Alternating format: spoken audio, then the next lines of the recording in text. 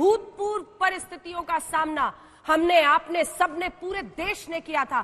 कोविड-19 2020 एक ऐसा साल रहा जब लॉकडाउन की वजह से पूरी गतिविधियां रुकी हुई थी। इन सब के बीच देश की अर्थव्यवस्था ने भारी चोट सही है।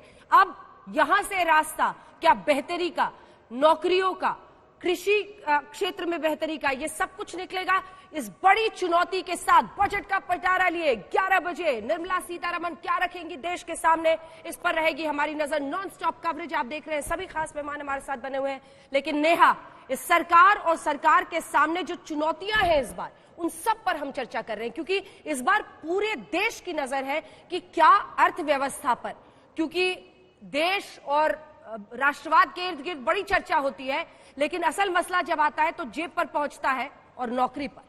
जफर इस्लाम साहब ब्रेक पर जाने से पहले रोजगार बढ़ने की बात कर रहे थे, कह रहे थे कि आने वाले वक्त में ये जो सेक्टर है, खासतौर पर नौकरियों को लेकर जिस तरह के आंकड़े आ रहे हैं वो बेहतरी की ओर बढ़ेंगे। लेकिन जफर इस्लाम साहब, मेरा सवाल आपसे ये कि जो 11% ग्रोथ रेट की बात इस बार के इकोनॉमिक सर्वे में की गई है, कैसे हासिल होगा ये? क्योंकि सबके मन में सवाल है कि डबल डिजिट ग्रोथ रेट अगर आपने प्रिडिक्ट किया है तो उसका आधार क्या है? और जिन रोजगार की आप बात कर रहे हैं, कई तो ऐसे सेक्टर्स हैं जो पूरी तरीके से बंद हो चुके हैं, सिक यूनिट्स डिक्लेयर हो चुके हैं, होटल्स बंद हो गए, रेस्टोरेंट्स बंद हो गए, कई ऐसे कारोबार हैं जहां पर पूरी तरीके से इस वक्त झाड़ू चल चुकी है। देखिए, सबसे इंपॉर्टेंट है कि हाई फ्रीक्वेंसी डेटा जो है वो एक आपको डायरेक्शन देता है। अब हाई फ्रीक्वेंसी डेटा को जब आप एनालाइज करेंगे तो आपको देखेंगे कि काफ़ी ग्रोथ मोमेंटम है उसमें, और ख़ास कर अगर इकोनॉमिक एक्टिविटीज़ को अगर माप करने का मापदंड का कोई तरीका है तो वो डेटा होता है कि कितनी इकोनॉमिक एक्टिविटी हो रही है। तो अगर आप देखिए कि जब लॉकडाउन हुआ था, लॉकडाउन के बाद जो है बिल्कुल जो इकोनॉमिक एक्टिविटी कई सेक्टर में ज़ीरो हो गई थी, और उसके डिमांड उसी हिसाब से, चाहे वो इलेक्ट्रिसिटी डिमांड हो, पावर डिमांड हो, और या आपका फ्यूल डिमांड हो, या फिर आपकी बहुत सारी चीज़ें जो उस डेटा में आती हैं, वो सारी जो है डिमांड खत्म हो गई थी। लेकिन जैसे जैसे इकोनॉमिक एक्टिविटी शुरू हुई उसी हिसाब से वो डिमांड भी बढ़ते गए, और अब तेज़ी से डिमांड बढ़ रहा है। और उसको अगर आप देखिए, एनालाइज कीजिएगा तो आपको बिल्कुल जो आपको ऐसे दिखेगा कि डिमांड जीरो हुई थी, फिर वापस डिमांड बढ़ी, उसी को बोलते हैं वी टाइप रिकवरी। तो वो वी टाइप रिकवरी बहुत एविडेंट है, वो आंकड़े आपके सामने हैं, और उससे जब आप ग्रोथ मोमेंटम जो आप देखते हैं तो लगता है कि 11% थोड़ा बेस इफेक्ट का भी फायदा है, ऐसा नहीं कह सकते।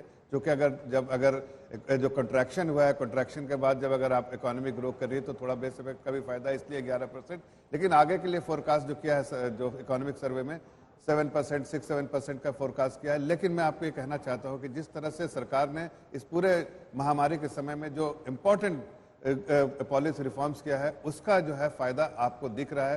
खासकर अगर आपको मैं कहना चाहूँ कि जब पूरे ग्लोबल इकोनॉमी में जिस तरह की मंदी थी और जिस तरह की मंदी आज भी देखी जा रही है, और हम उससे वैक्सीनेशन ड्राइव भी शुरू हो गया है, और हमारे यहाँ जो महामारी का जो इम्पैक्ट है वो भी कम होता जा रहा है, और साथ साथ सेक्टर्स जो है जो इम्पैक्ट हुए थे, इम्पैक्टेड सेक्टर्स है, उसको भी बजट में थोड़ी सी राहत मिलने की संभावना है। और साथ साथ शर्मा जी, जो अभूतपूर्व परिस्थितियां थी कोविड की, उसका थोड़ा तो डिस्काउंट दीजिएगा ना इस्लाम साहब को। देखिए, मुझे लगता है बिल्कुल इसमें कहीं कोई दो राय नहीं है, कोरोना की जो भी परिस्थितियां हैं वो अभूतपूर्व रही हैं।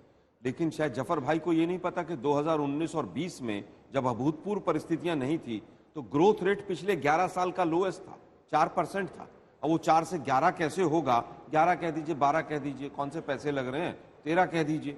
घर की खेती है, जो सरकार इकोनॉमिक सर्वे 4 पन्नों में छापती हो, इतिहास में पहली बार ऐसा हुआ हो, और वो भी एक थ्योरेटिकल डॉक्यूमेंट हो। इकोनॉमिक सर्वे हमेशा प्रैक्टिकल और फैक्ट्स एंड फिगर्स पे होता है। आज वो ही जब हटा दिया है सरकार ने तो 11% घर की खेती कह रहे हैं, खेती के नाम से ही सैयद जफर इस्लाम साहब को पसीना आने लगता है। नहीं, एक चीज और है, किसान अभी भी बैठे हुए हैं अंजना जी पिछले 6 महीने में, एक मिनट जफर भाई, पिछले 6 महीने में रुपए की वैल्यू डॉलर की तुलना में 11% गिरी है।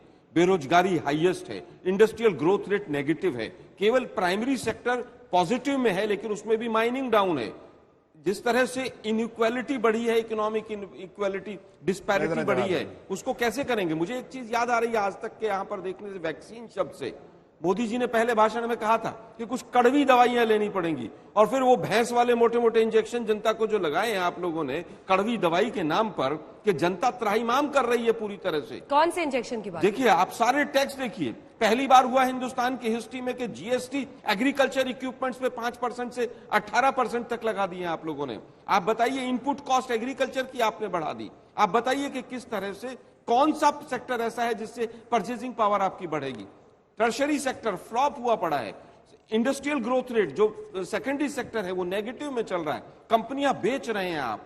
जब 19-20 में कोरोना नहीं था, ग्रोथ रेट 4% था, अब 11% कैसे होगा? फ्री वैक्सीन नहीं दे पा रहे हैं आप लोग। चाइना हमारे बॉर्डर पर कब्जा करके बैठा है। आपको चाइना को भी आज ही डिस्कस कर लीजिए ना, बजट वाले दिन। डिफेंस बजट पर ठीक है, सबका जवाब लेते हैं। मैम, अगर चाइना बॉर्डर पर बैठेगा तो डिफेंस बजट को ख्याल करना पड़ेगा। जवाब दीजिए सैयद जफर इस्लाम साहब। मुझे पता है, देखिए पेट्रोल डीजल की बात नहीं करेंगे, लेकिन आप भी बैठे होंगे कहीं आंदोलन में। जब कांग्रेस के दौरान अगर 60-70 तक कीमत पहुंचती थी तब आप लोग बैठ जाते थे आंदोलन पे, कहते थे देखिए सरकार कुछ नहीं कर रही है।